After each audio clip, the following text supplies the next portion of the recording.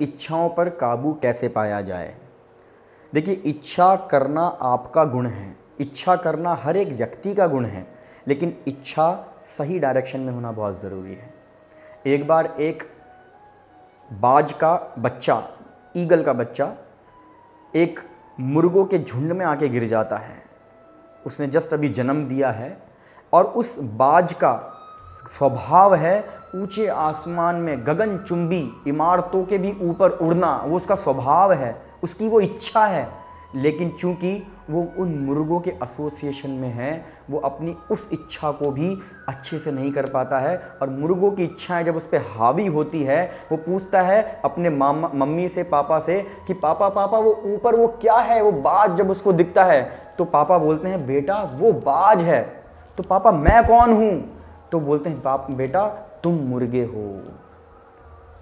तो उसका जो स्वभाव है उड़ने का, जो उसकी इच्छा है उड़ने की, वो इच्छा भी वो दब जाती है, इधर उधर की इच्छाएं उस पर हावी हो जाती है और वो पूरे जीवन मुर्गे जैसे ही उड़ता रहता है, मुर्गे जैसी इच्छाएं करता रहता है।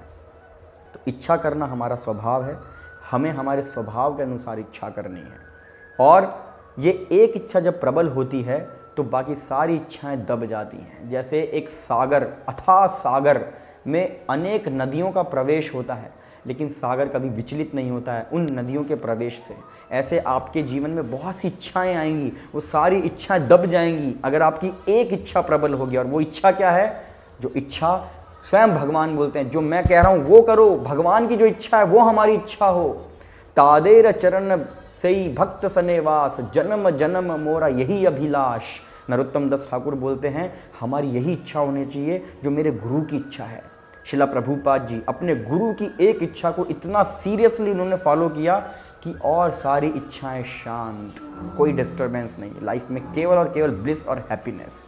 तो आप कृष्णा कॉन्शियसनेस की इस एक सिंगल डिज़ायर को स्ट्रॉन्ग कीजिए, अच्छे एसोसिएशन में रहिए और मुर्गे जैसे एसोसिएशन से दूर रहिए। अच्छे एसोसिएशन में रहेंगे तो आपकी वो इच्छा बनी रहेगी और आप लाइक अ ईगल ऊपर गगनचुंबी इमारतों से भी ऊपर और अच्छे से उड़ेंगे। आप अच्छे कृष्णा कॉन्शियस डिवोटी बनेंगे।